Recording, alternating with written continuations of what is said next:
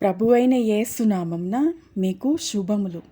ఈరోజు మన కంటిన్యూస్ వాక్య భాగము కొరింథీయులకు రాసిన మొదటి పత్రిక 10వ అధ్యాయం 6వ వచనం. వారు ఆశించిన ప్రకారము మనము చెడ్డవాటిని ఆశించకుండునట్లు ఈ సంగతులు మనకు దృష్టాంతములుగా ఉన్నవి. వారు అంటే ఇశ్రాయేలీయులు చెడ్డవాటిని జరిగించడానికి ఆశిస్తూ ఉన్నారు. మనం అలా ఉండవద్దు అని పరిశుద్ధాత్మ దేవుని యొక్క సారాంశం. అసలు ఏం జరిగింది అంటే వారి అవిధేయత, దేవునిపై తిరగబడే స్వభావం, అసహ్య కార్యాలు జరిగించే విగ్రహారాధనను ఇశ్రాయేలీయులు ఆశించినప్పుడు, వాటిని వెంబడించినప్పుడు దేవుడు వారిపై క్రమశిక్షణా చర్య తీసుకున్నాడు. ఇశ్రాయేలీయులందరినీ బానిసలుగా ఐగుప్తుకు అప్పగించాడు. వారి క్షేమకరమైన స్థితిలో వారు తప్పిపోయారు కాబట్టి వారి కష్టకాలంలో అయినా సరే వారి హృదయ స్థితిని మార్చుకుంటారని దేవుడు ఆశించాడు. కానీ వారిలో మారుమనస్సు కలగలేదు. మొదటి 5 వచనాలు చదువుకుందాం. మన పితరులందరూ మేఘం క్రింద నుండిరి, వారందరూ సముద్రంలో నడిచిపోయిరి, అందరినూ మోషేను బట్టి మేఘంలోనూ సముద్రంలోనూ బాప్తిస్మం పొందిరి. అందరూ ఆత్మ సంబంధమైన ఒకే ఆహారమును భుజించిరి, అందరూ ఆత్మ సంబంధమైన ఒకే పానమును పానం చేసిరి. అయితే వారిలో ఎక్కువ మంది దేవునికి ఇష్టలుగా ఉండకపోయిరి కనుక అరణ్యంలో సంహరింపబడిరి. బానిసలుగా శ్రమపడిన ఇశ్రాయేలీయులు తమ కోసం దేవుడు చూపించిన ప్రేమను అనేక గొప్ప అద్భుతాల ద్వారా తమ కళ్ళతో వాటిని చూశారు.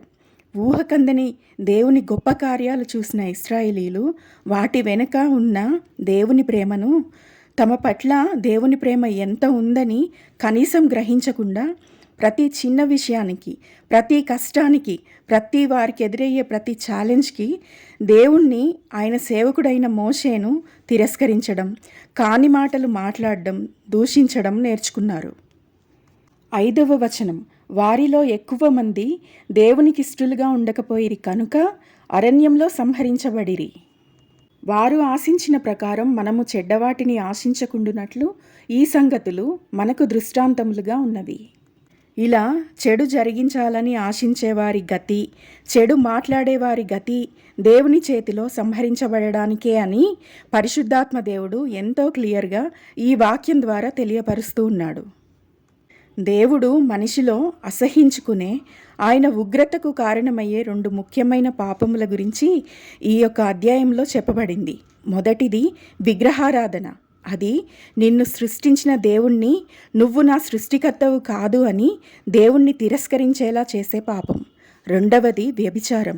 ఈ పాపం ద్వారా వ్యభిచార పాపం జరిగించే స్త్రీలు, పురుషులు తమకు దేవుడిచ్చిన శరీరాలను పరస్పరం అవమానానికి అప్పగించుకుంటూ ఉన్నారు. అది దేవుడి చిత్తం కాదు. తమ మనసుకు వచ్చినట్లల్లా నడుచుకునేవాళ్ళు, చెయ్యాలనుకునే ప్రతి పాపాన్ని చేసేవారు, నోటికి వచ్చినట్లల్లా సనిగి మాట్లాడే ప్రతి ఒక్కడు, అటువంటి పురుషుడైనా స్త్రీ అయినా, దేవుడు భవిష్యత్తులో మనకు ఏర్పరిచినటువంటి పరిశుద్ధమైన అతి ఉన్నతమైన నిత్య జీవితానికి అటువంటి మనుషులు అర్హతను కోల్పోతారు. 16వ వచనం. మనము దీవించు ఆశీర్వచనపు పాత్రలోనిది త్రాగుట క్రీస్తు రక్తంలో పాలు పుచ్చుకుంటే కదా, మనము విరుచు రొట్టె తినుట క్రీస్తు శరీరంలో పాలు పుచ్చుకుంటే కదా. క్రీస్తు శరీర రక్తములలో పాలు పొందుకునే మనము ఆయన శరీరాన్ని మన శరీరంలో కలిగి ఉంటున్నాము, ఆయన రక్తాన్ని మన రక్తంలో కలిగి ఉంటూ ఉన్నాము. పవిత్రమైన దేవుడిచ్చినటువంటి మన శరీరాన్ని పాపమునకు విశ్వాసులమైన మనము అప్పగించకూడదు. 13వ వచనం. సాధారణంగా మనుషులకు కలుగు శోధన తప్ప మరి ఏదియూ మీకు సంభవింపలేదు. దేవుడు నమ్మదగినవాడు, మీరు సహింపగలిగినంతకంటే ఎక్కువగా ఆయన మిమ్మును శోధింపబడనీయడు. అంతేకాదు, సహింపగలుగుటకు ఆయన శోధనతో కూడా తప్పించుకుని మార్గమును కలుగచేయును. ఈ మాటల ద్వారా పరిశుద్ధాత్మ దేవుడు మనకు ఏం చెప్పడానికి ప్రయత్నిస్తూ ఉన్నాడు? దేవుడు మనల్ని ఆయన మార్గంలో నడిపించడానికి ఇష్టపడుతూ ఉన్నప్పుడు ఏది కూడా మనకు కాంప్లికేటెడ్గా ఉండకుండా దేవుడే చూసుకుంటాడు. ఇందుకోసమే వాక్యంలో ఇలా చెప్పబడి ఉంది, నా కాడి మీరు తీసుకోండి, అది సులువుగా ఉంటుందని ప్రభువు మనకు చెప్పాడు. ఈ భూమిపై దేవుని కాడి మొయ్యడం అనేది అదైతే ఖచ్చితం. లేదు నేను మొయ్యను, నాకు అన్నీ ఫెసిలిటేటెడ్గా, లగ్జరీస్గా, ఆత్మీయమైన విషయాలలో, శరీరకరమైన విషయాలన్నిటిలో అన్నీ చాలా పర్ఫెక్ట్గా ఉండాలి అని వాటిని వెంటాడేవారు వారు మోసపోతూ ఉన్నారు. అటువంటి వారందరికీ నిత్య నష్టం కలుగుతుంది. దేవుడే మనకు తెలియజేస్తూ ఉన్నాడు. ఆయన మార్గంలో మనం శోధనలను, అనేకమైన వ్యతిరేకమైన పరిస్థితులను తప్పకుండా ఎదుర్కొంటాము. ఆయన మాటలకు వ్యతిరేకంగా మనం ఈ లోకం ఇచ్చే వాటిని, ఆయన చెప్పని వాటిని మనం ఆశించకూడదు. ఇక్కడ మనకు ఒక ప్రశ్న ఎదురవుతూ ఉండొచ్చు. దేవుడు ఎందుకు ఇటువంటి కష్టమైన మార్గాన్ని, శోధనలతో కూడిన కష్టసాధ్యమైన ఇరుకైన మార్గాన్ని మనకు ఎందుకు ఏర్పాటు చేశాడు అని మనకు అనిపించవచ్చు. మనం ఎప్పుడు మర్చిపోకూడదు, క్రీస్తుతో పాటు మనం సమస్తాన్ని పరిపాలించడం కొరకు మనల్ని ఇలా ప్రభు సిద్ధపరుస్తున్నాడని. ఈ మాత్రమైనా మనం జయించే వారంగా లేకపోతే మనం ఎలా ప్రభువుతో సహవారసులం అవ్వగలుగుతామో ఆలోచించాలి. చివరిగా 23వ వచనం చదువుకుందాం.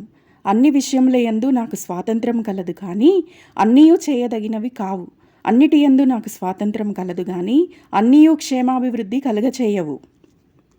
దేవుడు నాకు స్వాతంత్రం ఇచ్చాడు కదా అని నీ మనసుకు వచ్చినట్లు ప్రవర్తించడానికి, ఇతరుల పట్ల నడుచుకోవడానికి, నీచంగా మాట్లాడుతూ, నీచంగా జీవిస్తూ దేవుని రాజ్యానికి కాదు కదా, దేవుని రాజ్యం పేరెత్తడానికి కూడా అటువంటి వ్యక్తి అర్హుడు కాదు. ఇక 26 నుండి 23 వచనాలు విశ్వాసులు అన్యుల మధ్యలో ఆహారం తీసుకునే విషయాలను గురించి చెప్పబడుతూ ఉంది. ఎందుకంటే ఆ రోజుల్లో ఇలా తరచుగా అందరూ కలిసి భోజనాలు చేసే కల్చరు అక్కడ ఉంది కాబట్టి మనం ఈ విషయాలన్నిటిని గురించి 8వ అధ్యాయంలో చాలా క్లియర్గా విగ్రహార్పితమైన భోజనాలను గురించి నేర్చుకున్నాం. ఇక్కడ పౌలు మళ్ళీ ఈ అంశమే రిపీటెడ్గా చెప్పాల్సి వస్తుంది. పరిశుద్ధాత్మ దేవుడు మనకు ఈ వాక్య పరిచర్య ద్వారా తెలియజేసిన ఈ అంశాలన్నీ మన హృదయంలో మంచి నేలను పడిన విత్తనం వలె అది ఎదిగి ఫలించునుగాక. ఆమెన్.